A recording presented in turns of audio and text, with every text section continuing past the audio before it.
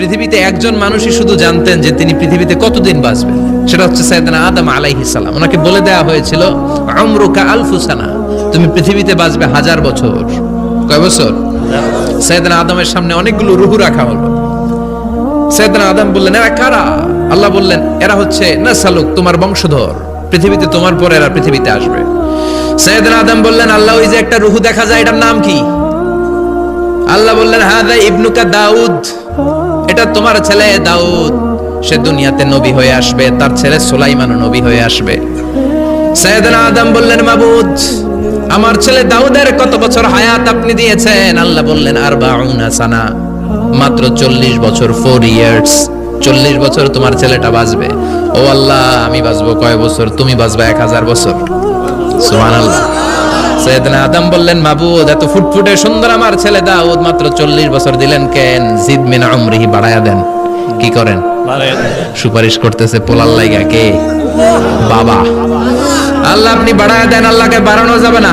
লেখা হয়ে গেছে, রুফিআতিল আকলাম ওয়া জাফফাতিস সুহুফ, কলম তুলে নেওয়া হয়েছে আর কালি শুকায় গেছে, আর কিছু করা যাবে?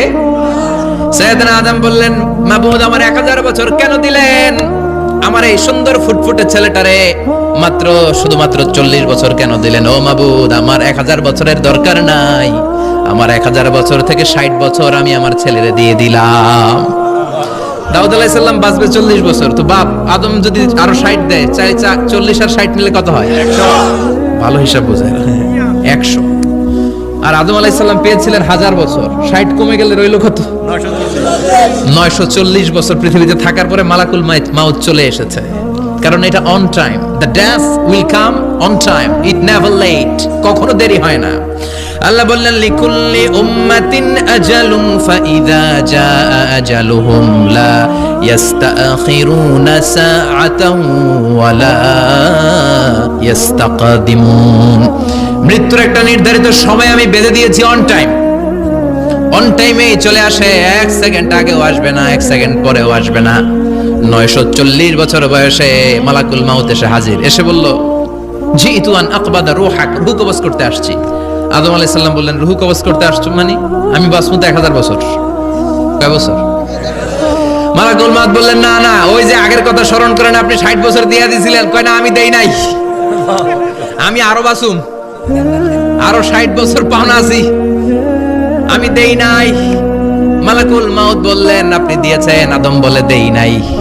মালাকুল মাউত বলে, আল্লাহ ঘটনা দেখেন, দিয়া কয় দেই নাই।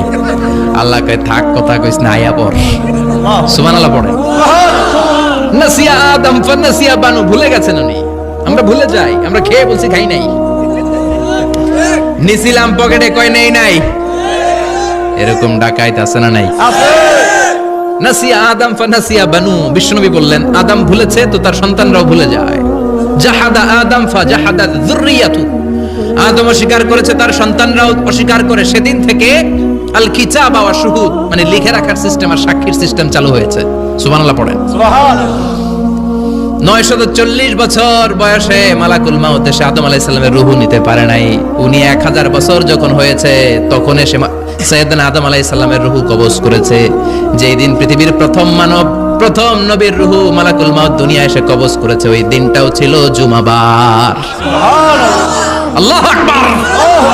আবার বিশ্বনবী বললেন, লা তাকুমুস সাআ ইল্লা ফি ইয়াউমিল জুমআহ ইযা যুলজিলাতিল আরদু জিলজালাহা ওয়া আখরাজাতিল আরদু আসকালাহা ইযা রুজ্জাতিল আরদু রাজ্জান ওয়া বুসাতিল জিবালু বাসসা।